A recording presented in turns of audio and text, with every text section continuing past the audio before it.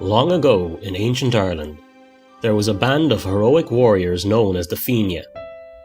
They were led by a man named Fionn McCool, considered by many to be one of Irish folklore's greatest of legendary heroes. This story, however, is the exception to those tales, for in this legend Fionn is not the hero, but the villain. This is the legend of Diarmuid and Gráinne. Diarmuid was one of the best warriors of the Fianna, and one of Fionn's closest friends.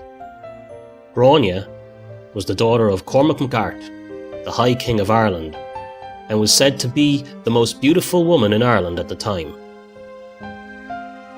In this story, Fionn was in his later years, but still considered the greatest warrior in all of Ireland, and held on to his place as leader of the Fianna. To prove his worth, every year on his birthday, he would attempt to leap across a great chasm to show, though he may be a year older, his strength had not faltered. But also, that should the day come that he lacked the strength to make the leap, he would rather fall to his death than slowly die of old age.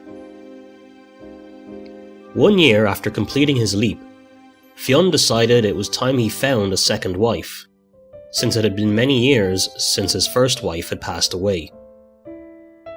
He approached the High King, Cormac, and proposed that he should marry Gráinne. Cormac was delighted and agreed, as he much preferred the idea of having Fionn as a son-in-law than a potential future rival. Such was Fionn's popularity. A feast was planned to celebrate the upcoming wedding, with the men of the Fianna and the soldiers of the High King all gathered to sing, eat and drink in honour of Fionn and Gráinne. Gráinne, however, was not pleased. Fionn was much older than her, but her father refused to listen. He told her, "You have no choice, the deal is struck. To back out now would lead to bloodshed."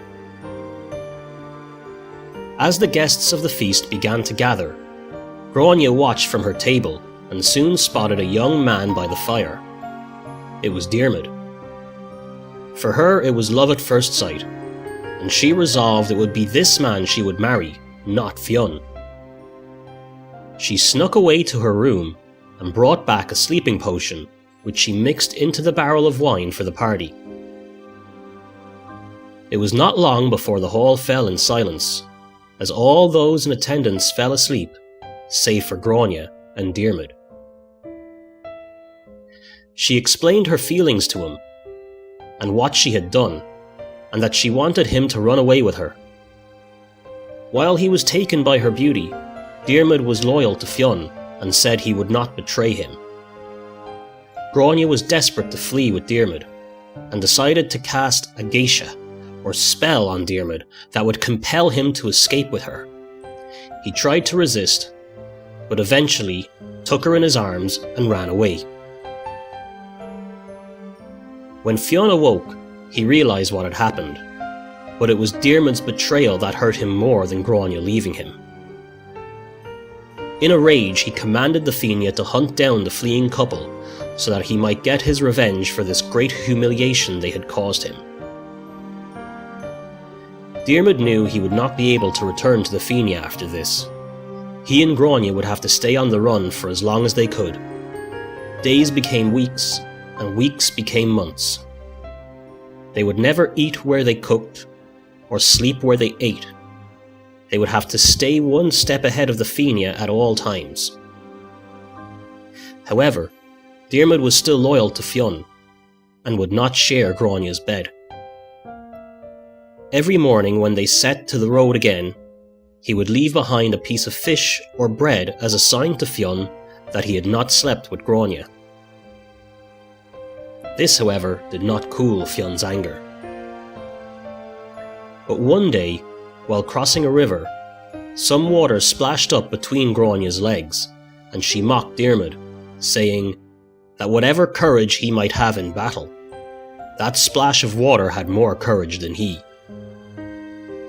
That night, Diarmuid finally gave in to Gráinne's temptations, and no more signs of purity were left for Fionn to find. As the chase continued, the couple one day found themselves in County Sligo, near a rock formation known as Ben Bulben. With Fionn and the Fine closing in, their path was suddenly blocked by a giant wild boar. Diarmuid knew this was a bad omen, as it had been foretold to him that he would be slain by a boar. He did his best to fend off the boar and protect the now pregnant Gráinne. After a long struggle, he eventually wrestled the boar to the ground and killed it, but not before it had gored him with a fatal wound. Not long after, Fionn and the Fine had finally caught up to them and found Diarmuid dying in Gráinne's arms. She pleaded with Fionn to show mercy, for she knew Fionn had the means to save Diarmuid, for he had a magical gift that water drank from his cupped hands could magically heal any wound. But Fionn refused, still hurt by his friend's betrayal. With Diarmuid dying slowly, Fionn's men began to beg him to spare the once great warrior's life, but still he refused. Until eventually, Fionn was challenged by his grandson Oscar, and Fionn finally said he would help. He ran to the nearest river and cupped some water in his hands, but on his return he began to let his anger rise again, and let the water trickle from his hands. But then he remembered his friendship with Diarmuid before the pursuit began, and felt regret. He rushed back to the water to gather some more, and made his way back, intent to save his old friend's life. But when he got there, it was too late. Diarmuid had died of his wounds. Not long after, it is said that Gráinne died too, of a broken heart.